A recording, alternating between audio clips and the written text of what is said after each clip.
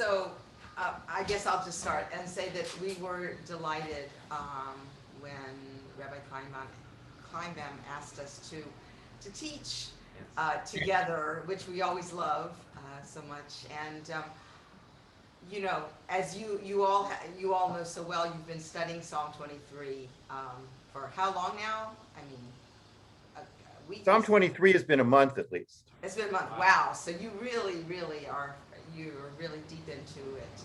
And there's just there's so many musical settings because the words are so deep and resonant, and we know that you've already experienced several wonderful settings, but we thought we'd bring maybe some new material to you today to just to get to know this text in a deeper way, and to see how what are the words, what are the important takeaway messages from these different settings that the different composers have reflected on. So we're going to start with a Hasidic setting. Feel free, we're just, Well, I mean, just to add a small note, as you all know, we're in the same room, so Yeah. I'm just marking the fact that Joyce did not make tracks for this, and we're just, feel so grateful to be able to teach actually safely and in person. It's incredible. Yeah. Sam, can we see a close-up of your socks, please? Yes. Oh. Are those Pride rainbow socks you're wearing? Yay. Beautiful. Exactly right, yeah. Amazon, It's- not an ad. Yes, welcome to all my plants, my big jungle behind where we're sitting. So, so Chemya Vinever was a very important figure, born in Warsaw, lived in Berlin, emigrated first to the US, and then eventually died in Israel. His dates were 1926 to 1973. And what Chemya Vinever did, which is so remarkable, I mean, besides being a great conductor and researcher, arranger, he actually collected melodies. And it's, what would we, I mean, without this, these precious melodies by European singers, Hasidim, just lay people who he took their melodies and he put them into 2 volumes, basically. It's really torn. It's called The Anthology of Jewish Music by Chemya Vinever. I don't know if hopefully you can see that.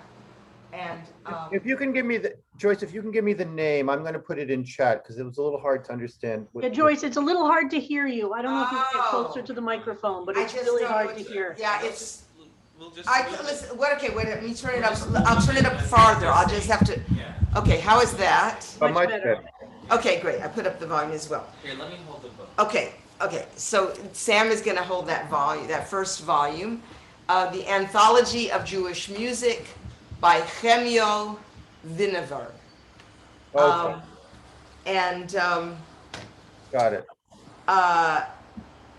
It's interesting. I mean, I've heard of this man. I heard of him for years and years, and he was one of those Jews living in Berlin, actually, right before the war, that actually was part of this great revival of Jewish music. That's a whole other discussion that was going on there, with all of these Jews that were kicked out of major orchestras and opera houses, and he was part of this whole group doing kind of on the sly concerts everywhere, and keeping great music alive.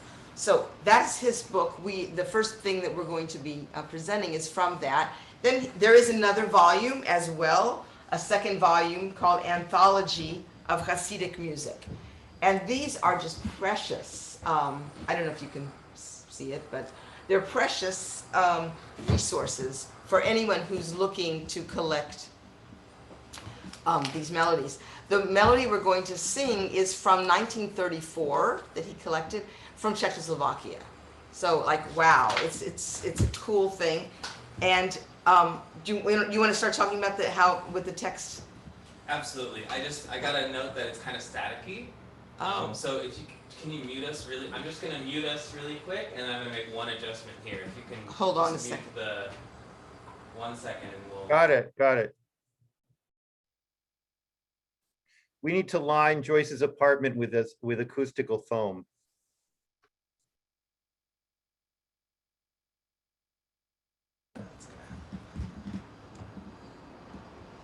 Okay, how's that? Is that a little bit less? You know, I don't think it was really static. I think it was just there's some background noise in your apartment, and it's a very live acoustic space. So we're fine. I don't think it. Okay. All right. Okay. So we'll speak about the words here, and what I think is really special about this is that it incorporates both a nigun and words. So as opposed to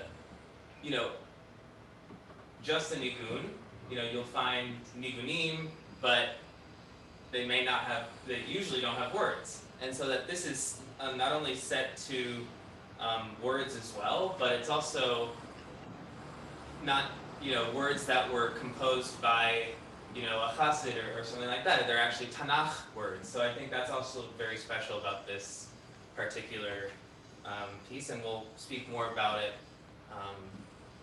after. Yeah, I just wanted to say that I'm sure you've spoken about the fact that this psalm is not only used at memorial, Yortz, Yizkor commemorations, but that it actually appears in Orthodox world, that they would sing it every Saturday night for Shalosh, the third meal. And this is what we both believe. It certainly comes from that tradition.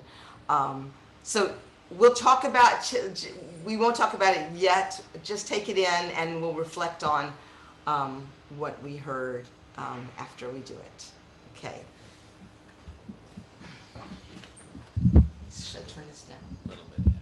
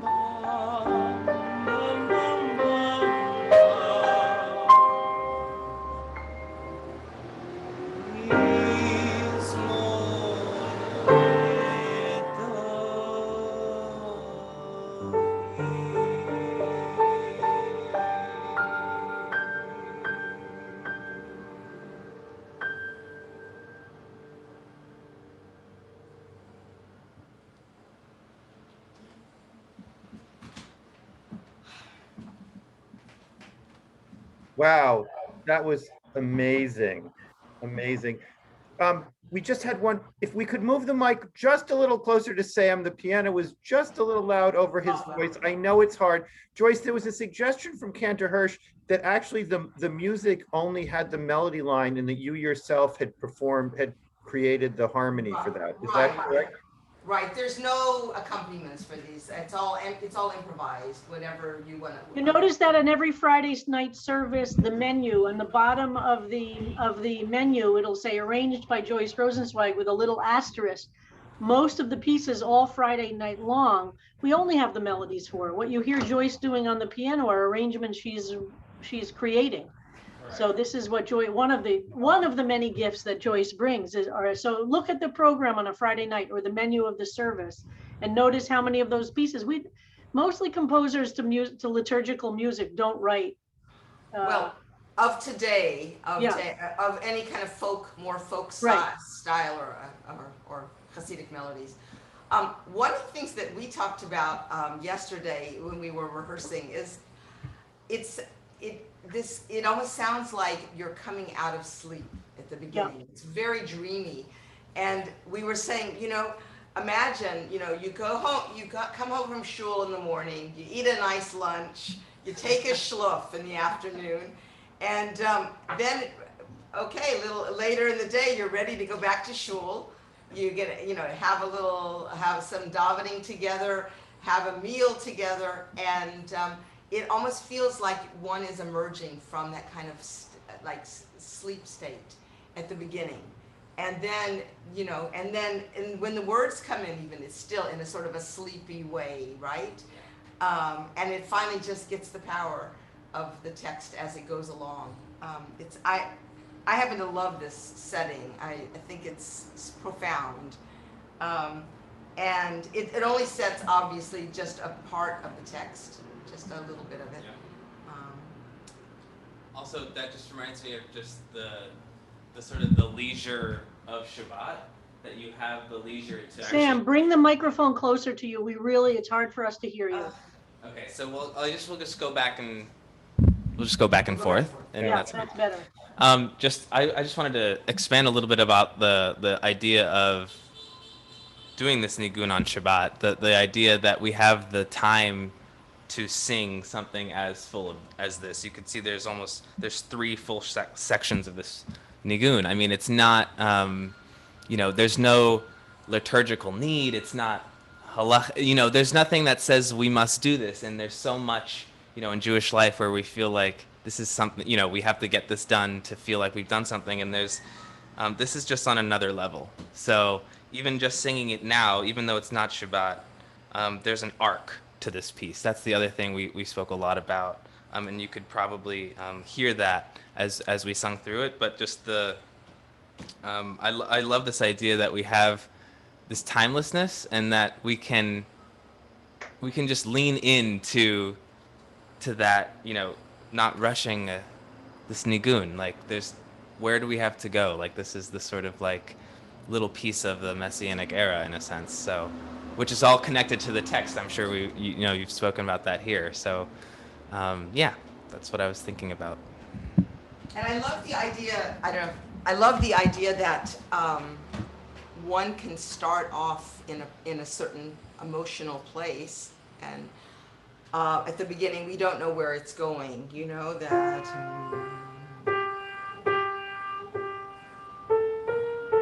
it's kind of wandering.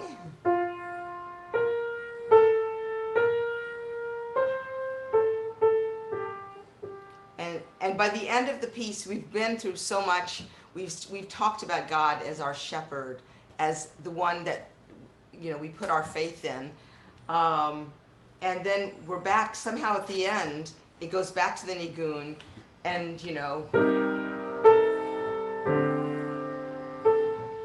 it ends again very inwardly, but that we're changed through the experience. And there's a kind of a revelation and elevation, I think, that makes it different at the end than at the beginning, even though it's basically the same nigun.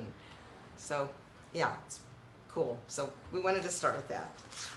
So the question was, Is Vinover, he was a musicologist who collected folk melodies, and this is his transcription of a melody. The melody itself does not have a composer credit. Is that Exactly. okay? It was heard in this Munkaczkovo, Czechoslovakia in 1934. Okay. That's we will never know. It says it's a first-hand notation by the editor, Got by it. Vinover.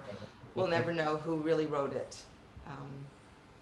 Just like what we talked about in the Yiddish class, that some of the Yiddish music that we have, we just know because they were transcribed or collectors were in villages listening to grandmothers or older people sing them. The concept, that there were things that became part of, and in the Hasidic community as well, things would be known by the name of the Hasidic community in which it was sung, not by the composer necessarily. So like even Friday night, we use a Mudget's melody for Hashkivenu, which was not written for Hashkivenu. Right. Because the Mudgetzer Hasidim are known for that nigun and for many nigunim. Got it. Great. I love that there's I just happen to notice a little discussion about the mode of this. Kinter Nimi is so correct. That it is it's in this kind of a minor mode that we think about for Shabbat. It's not, as opposed to like a regular Western minor. It's a softer, more, modal feel to it. And then, we have little hints of major, but it's very, I don't know. I think it perfectly, the mode is perfectly representative of the feeling of repose and, Okay, we'll move on. We'll move on to a composer that's living today, Michael Isaacson. Michael Isaacson spent, he's one of the, most well-known of living Jewish composers. Spent the majority of his career in LA, and he composed for film, he did a lot of Jewish music. I mean, very prolific, many services of Jewish music and solo pieces, large scale works. He now is something retired, somewhat retired, and he's in Florida, but still a real presence and his music is taught at HUC. And this is a piece you could talk about it, that you learned in your life cycle class. Yes, absolutely. So this is, a piece that I learned at HUC in the life cycles class, which goes over, funerals and weddings and things of that nature. Always. Sorry about that. I have the windows open. If it's really loud, I'll and so this actually, when we thought about which pieces to do for this class, we wanted to really choose pieces that you would use in different settings. So like the previous piece wouldn't be a funeral piece. We were speaking about its use on Shabbat.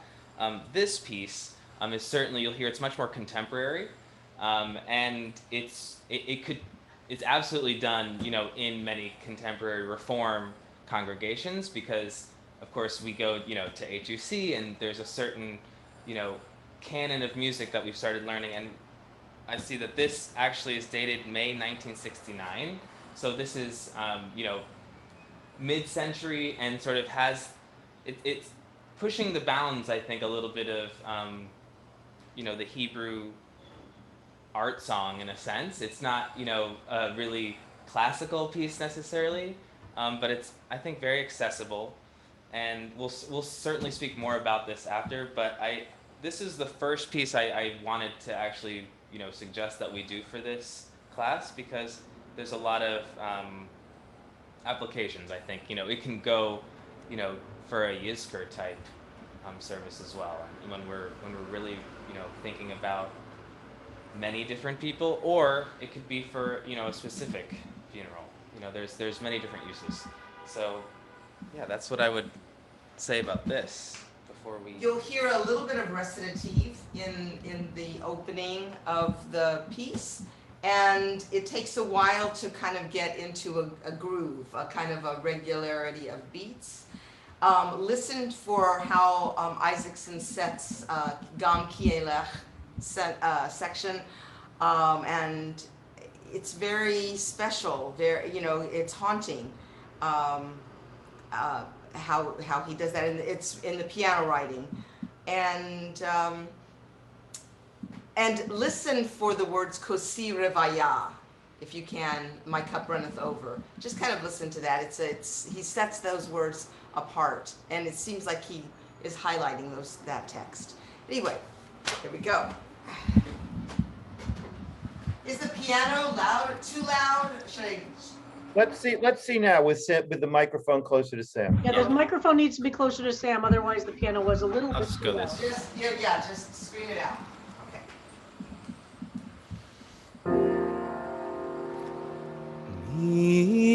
Mizmor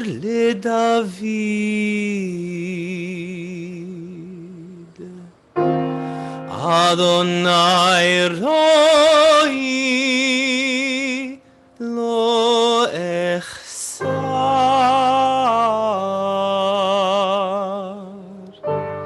Binot Deshe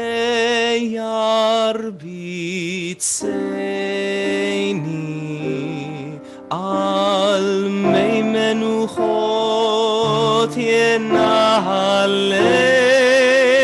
Yenahaleini, Nafshi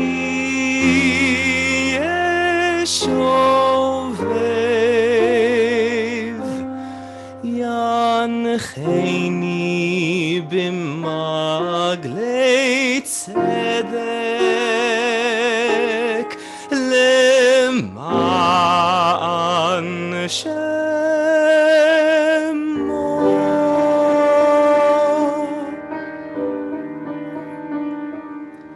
Gam ki elech begates al mavet, lo irara ki ata imadi, shivtecha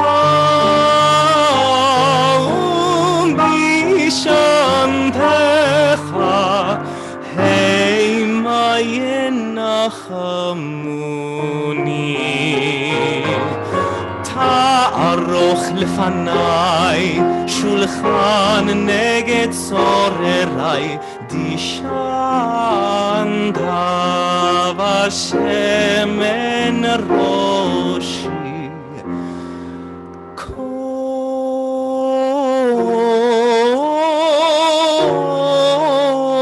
Kosi revaya,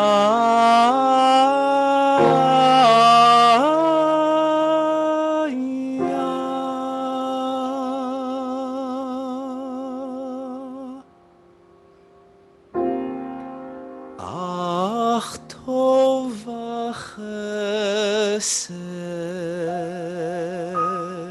v'chesed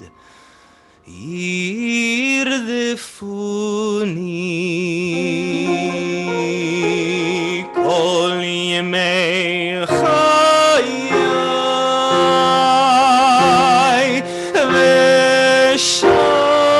ושבתי בבית אדוני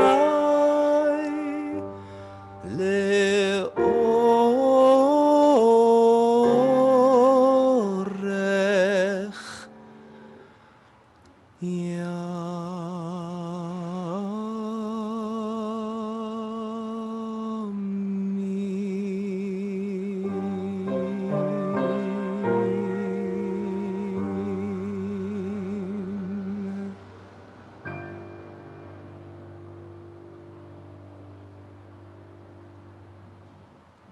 Wow, that was spectacular.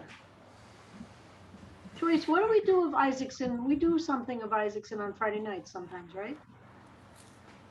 We do. Can't remember. I don't offhand remember. I can't remember, But but I wow, know that was- we've done. Yeah, He's- yeah, yeah. Modine? Is there a Modi? Or no, that's alone. Okay, No. okay. No, I'll sorry, get back to you about that. Yeah, yeah. Sorry. This is the power of an art song. This is one of the reasons that I believe that we can never just become a people of tunes, because then it leaves it completely up to the pianist to make that world, to create that world around the melody and the text. This is so intentional. That's what a great composition is. It's complete intention. He thought of every phrase and every word, and anyways, it has a contemporary feeling, but it's as Sam said, it's very accessible. And what did you think about the Well, the chat loved it. the I mean, people, gorgeous setting, interesting, so dreamy, wonderful, dramatic. And it seems like the Kosi Rivaya was the cadence resolution, even though not the ending. And so, I mean, we were entranced. No question there. That Kosi Rivaya is like one of my favorite musical lines, actually, of all time. It comes out of nowhere. You know, you've been in this land of the, this kind of like, and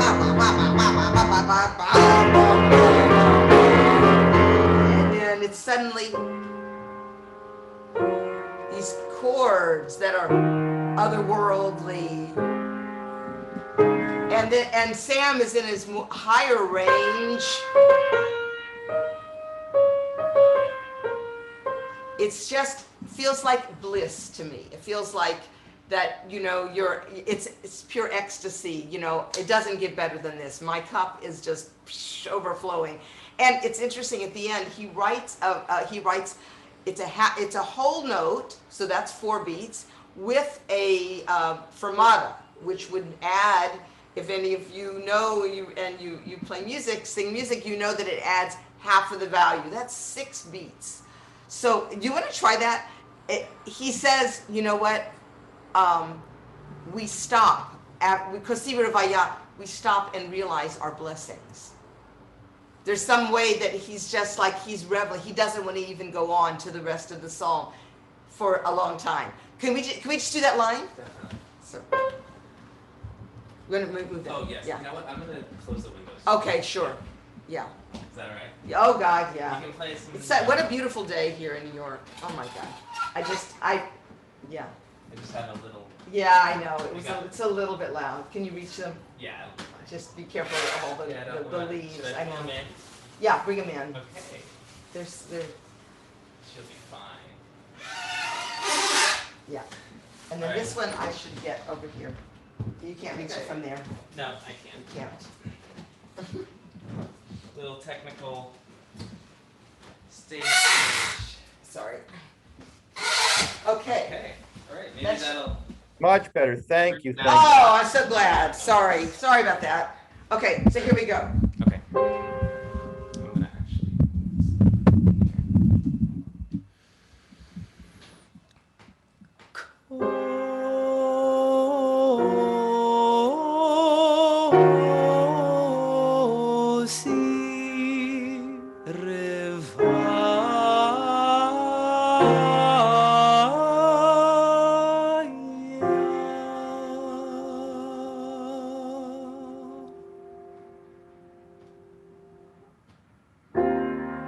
Ach tov Go v'chesed. on. Yeah. Yeah. Yeah. It's so special. And I one of the other things that I love is how he sets the Gam Kielach. And he to me it's a little scary, and it has the dangers are lurking around when he sings that. Do you want when he sets it? Can we start from 2 measures before that?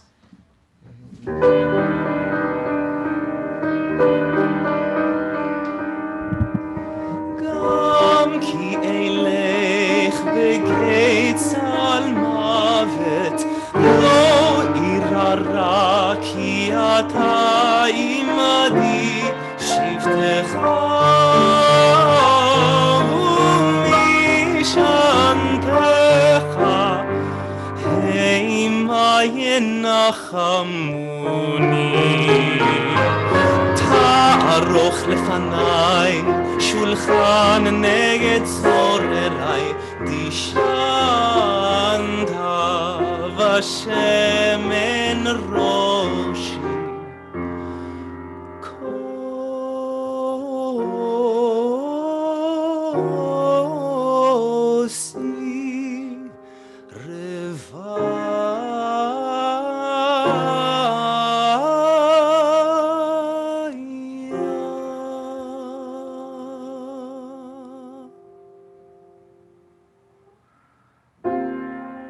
אך טוב וחסד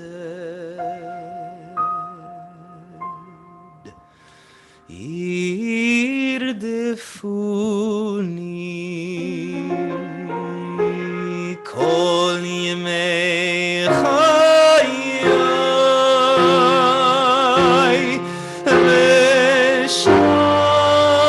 ושבתי בבית אדוני לאורך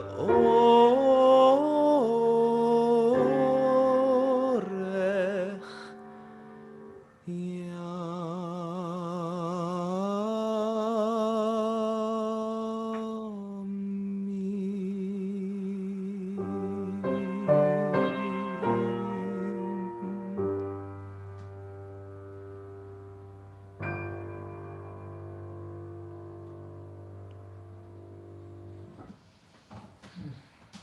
Wow. Wow. This is such a personal Oh, yeah. setting of this text. It's not communal, It's not at all. It's not. but I can It- sense that we can feel a communal, like we can bring people on a journey, you know, even though it's not everybody singing together. And it's free, despite the fact that it's like in this case there is a piano part, for example. Like in the last piece we were talking about how Joyce arranges, but this is, you might have mentioned this before. It's about the interpretation of what's on the page. Yeah. And you can study a piece like this Sorry. for years and keep seeing new things in it and new interpretations. And one of the things that I find so interesting is that often a composer will write notes down, and give it over to the world, give it over to the interpreters, and we as interpreters can see something that maybe the composer didn't even know that he or she had intended. Yeah. And it is just so fascinating. Right, exactly. Just to keep, and it's so much fun to keep uncovering, new levels of, anyway. So, there we go. So now we have for you the Gerald Cohen. Gerald Cohen is, some of you know him. I think he's been to CBST. He's a dear friend of mine, colleague, and teaches at both JTS and HUC, teaches composition, and is really one of the great Jewish composers of today, great synagogue composers, but he's also writes a lot of chamber music,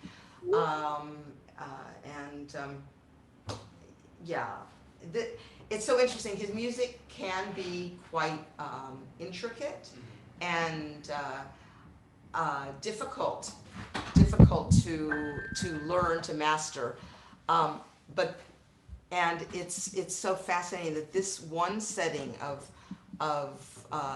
Adonai Roi, as he calls it, the 23rd Psalm, became his most famous piece, possibly because it has a simplicity and an honesty, and that people love to sing this. It's in many synagogues. This is the version. It's their. It's a congregational version, actually, of this of these words. One of the things that strikes me about this is the meter that it's written in. This kind of one. Some of you might know Eric Satie's Gymnopédie. I don't know if I'm pronouncing it exactly right, but it has the same kind of like in three, one, ethereal, and it's very lullaby feeling, I believe, and there's something so comforting about this, that writing in three with that kind of color. It eventually changes and opens up a little bit. You want to talk a little bit, this kind of yearning quality. Yeah, I would just gonna speak a little bit about its use. Sorry, I see that this is actually tipping over. 1 second. I see that this is okay. All right, so it doesn't fall. All right. So this is actually can be used a cappella. I think that's what's actually really interesting about it. And it's used, like I was speaking about the last piece, at funerals. And so you'll find this is, as Joyce was saying, sort of the go-to Psalm 23 for many congregations. This is almost like our Shanker, Mizmor LeDavid. This would be their version of that. So it's, and I see here there's a note, October 1992. So that's just to put it into historical context. This is, let me see if there was, I think that's what came to mind. Right. Listen for the registers that he chooses to place the different parts of the text. Oh, I wish I was reading the chat. There's so much going on in the chat. Oh my God. So many great comments. Listen for where he begins the composition and where he sets the Gam Ki Elech, what happens at that moment. Just keep file that away, which is different than how Isaacson chose to address those words, and how the musical material comes back throughout the piece.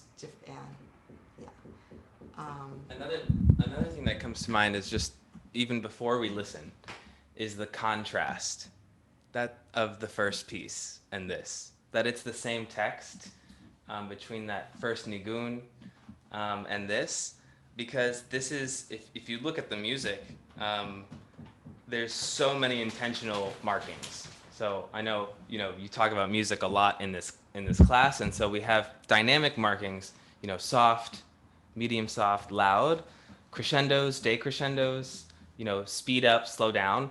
That is, this piece is very intentional. So I think in a sense, like, there's levels of how much do we get from the composer, and it's sort of neither here nor there, right? There's one setting that sort of began as a nigun, it naturally formed and was traditionally sung at certain times, but this has a very specific this has specific meaning in a sense. There's a lot of specific markings to give us more information.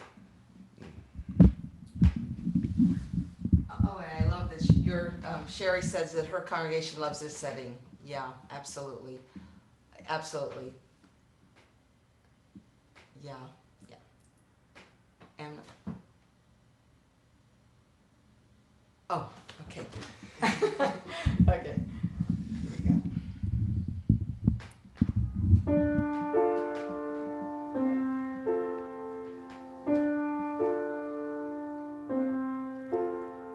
Adonai ro'i lo echsar binot deshe yarbitzeini al mei menuchot al mei menuchot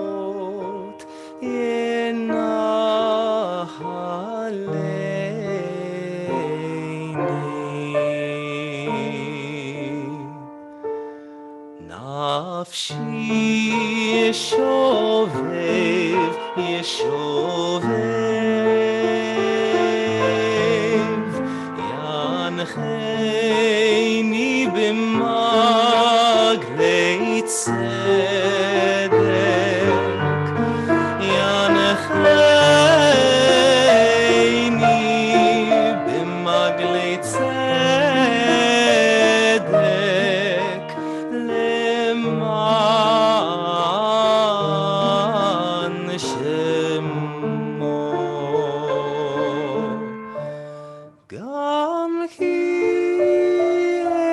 לך בגיא צל מוות לא אירא רע כי אתה עמדי שבטך ומשענתך המה ינחמוני.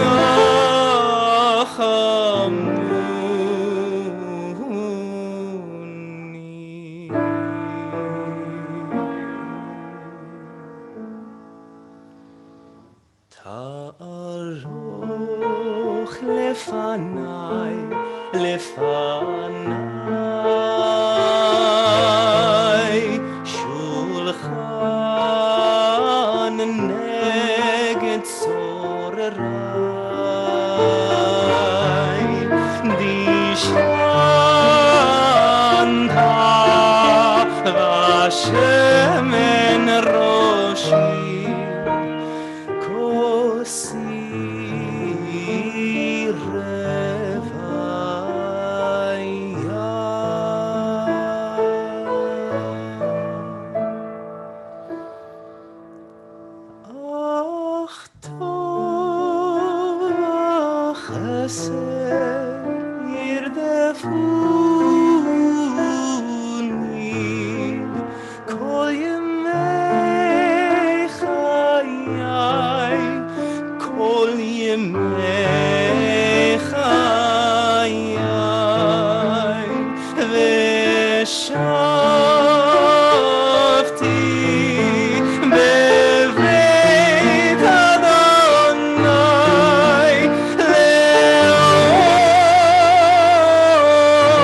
לאורך ימים.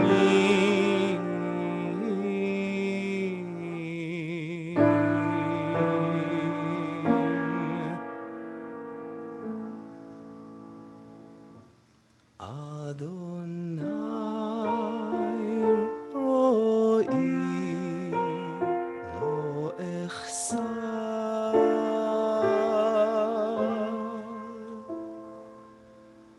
אדוני רואי לא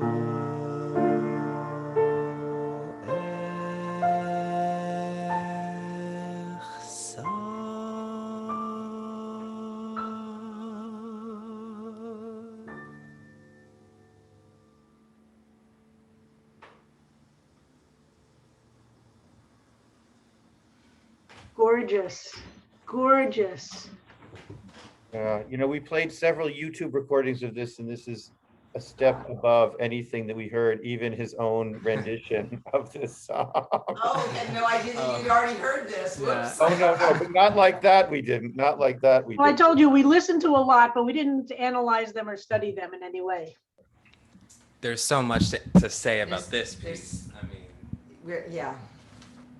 There was one comment from Lisa Brown, who is a musician, saying, talk about the harmonic sense that Cohen uses, but sometimes there are parallel tracks between the voice and the piano, and sometimes they diverge. That's what you sense. Or not. I will give you a time check. We have about 12 minutes left, and we'd love to hear whatever else you have to offer us also. Right. Do you usually have questions? I mean, is that something should we leave time for that? We have done that, but it's up to you. I think that this is such a spectacular opportunity for us to just hear you make music, that we know how to get you if we have questions. And if you wanted to sing one or two more things for us, it would be such a treat. Unless you don't, and we can turn to questions. So what we have is we have a recording of, not us, but of myself playing with Cantor David Berger, a very interesting recording. Let's go to that. We can. Yeah, we'd love that. We could end with that. yeah. Is there anything that we want to just say about this before we move on? There's so much to say. Well, I guess our question is, Psalm 23 is the big one for many of us. Is it for you as Jewish musicians? Is this the pinnacle of all of the Psalms and all of the settings? Do you have a special love for I Psalm wouldn't 23? say it's the pinnacle of all the Psalms. What I Okay, said, it's you're the not. most famous of the Psalms Most for famous. Jewish, but I wouldn't talk about it as a pinnacle. I would just say it's probably the most famous. And I think, I mean, you probably talked about this. I mean, I know when I was growing up, I had to memorize this in public school. Yes, Um, yes, many of us did, yeah. as many of us did. So yeah, maybe the younger folks around didn't have that experience as much as a little bit before that. I mean, there are some spectacular settings of this song, there's no question. Composers have been so drawn to it. We did a few years ago on a Psalms concert, not the one in 2019, but the one before that, which was, I don't know, maybe 2005, something around that time. We did an amazing version with choir and oboe and piano by Rudder. And that, we play it sometimes on Friday night in the time before services. It is, just listen for it, it'll come around. It's kind of one of the most beautiful pieces ever composed. Maybe you'll even, maybe we could send it to you at some point. I've already promised everyone that I'll work with the two of you. We'll have a playlist of what you've played and some recordings and some YouTube things that you can send around. And the Bobby McFerrin, which I Of think course, you've yeah, listened. we've played that a number of times. Yeah, that's one of our favorites too. Yeah. One thing I will just say, Harold, in regards to your question, we actually learned quite a number of English settings, from synagogue composers. But I think we hear less of those nowadays. I mean, it's interesting that you mentioned, like, where do we hear this music? And I think that's one of the points of why we brought these three today, was like there are different places to use different settings. But then we have, I think it's true of a lot of classical Jewish music that, a lot of these things are concert pieces as well. So we don't really have like a communal, regular life cycle place for a very classical English setting. So I think that's interesting because we learn many, pieces as sort of enrichment. But the question is, where do we get to practice them? That's what the next setting that we were going to share. That was one of the reasons that it was it was interesting. This is a setting by Gershon Kingsley, and we do a number of his pieces as well. Gershon Kingsley was born in Germany and came to Palestine. Left Germany just before Kristallnacht. Just tell you, his dates are 1922 to 2019. He just died a couple of years ago, and was also really well known for working with the Moog synthesizer back in the 60s, as well as composing the music for Popcorn. Some of you might know that old tune that was like super hit. And he wrote music and conducted on Broadway, and just wrote tons of Jewish music and services. And so this is a piece that is very dear to my heart. It's on the recording that is going to be actually released very soon with David Berger and myself. We have three pieces by Kingsley, and this is one of them, "The Lord is My Shepherd," and an interesting English setting. And it's, you can hear like kind of a musical theater influence. It's light. It's something I would never imagine would be done at a funeral. It's more of a performance piece, but very, very expressive and sweet. Sam, Yes, if somebody could make me co-host or open the share. All right, I think that needs to be Tasha. Can you do that?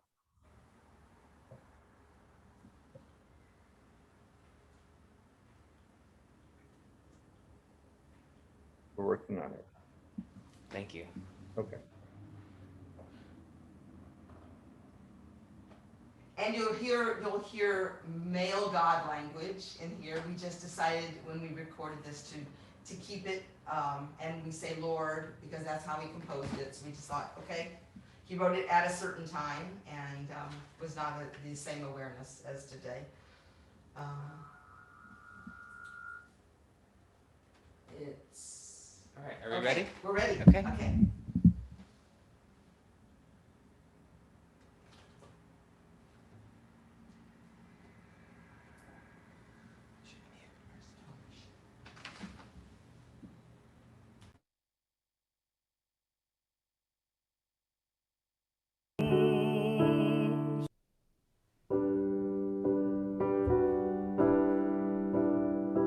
The Lord is my shepherd, I shall not want.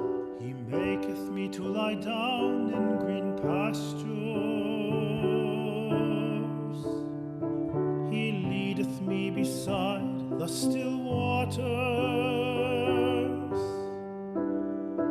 He restoreth my soul. He guideth me in straight paths for his name's sake. Yea, though I walk through the valley of the shadow of death, I will fear no evil, for thou art with me. Thy rod and thy staff, they comfort me. Thou preparest a table before me in the presence of mine enemies. Thou hast anointed my head with oil. My cup runneth over. Surely goodness and mercy shall follow me all the days of my life, and I shall dwell in the house of the Lord forever, forever, in the house of the Lord forever, forever, forever.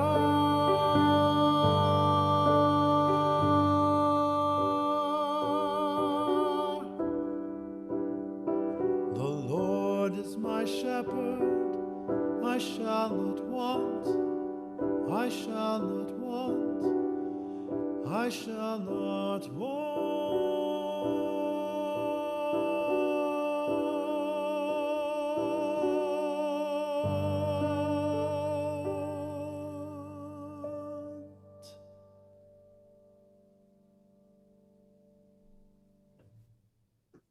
Wow, that's gorgeous. And I really loved ending it with the I shall not want, which we've talked a lot about in class about how which ways and people in their personal offerings explored that as well. That's really beautiful. How do I put it in order, pre-order for this CD, Joyce? Sounds gorgeous. It's an incredible setting. I know. All the music that it's glorious. All right, well, we're down to our last few minutes. We are so fortunate to have you with us, and even more fortunate that you're members of our community. And this is just a little bit of the gifts that you give us every day and every week. And Rabbi, I will leave it to you for closing words. Yeah.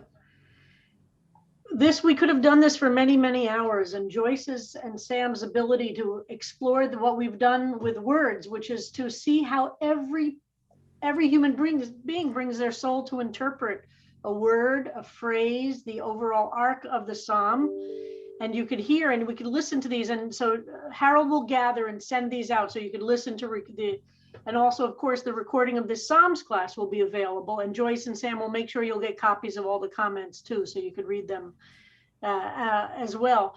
But the ability to paint emotion and emphasis and a journey is the deep gift of music to help us access. Just like when we look at a Fisher or an Alter or a Mitchell or a Bernstein interpretation of the Psalms through different words, music does that so powerfully in a way that's not intellectual at all. And I wish we had time more to study even some of these settings in depth, because my experience with Joyce and with Sam has been, that has enriched me so much. But that's always a question to ask when you encounter music with something like this. And as you all now know the words so well, to ask yourself, what's the musician offering us? What's the composer emphasizing? And Sam and Joyce, you've brought us such beautiful examples of a range of what that's like, of experiencing the same words, but bringing us on a different journey with the different modes and types of music, but all bringing us to a place of deep holiness. So thank you both. We'd love to have you back anytime you can. I know Joyce and Sam are very, very, very busy. So we really appreciate that you've made some time for us. Thank you, thank you, thank you. Wonderful to be with you all. See you. Happy Wednesday, everybody. All right, we'll see you all tomorrow.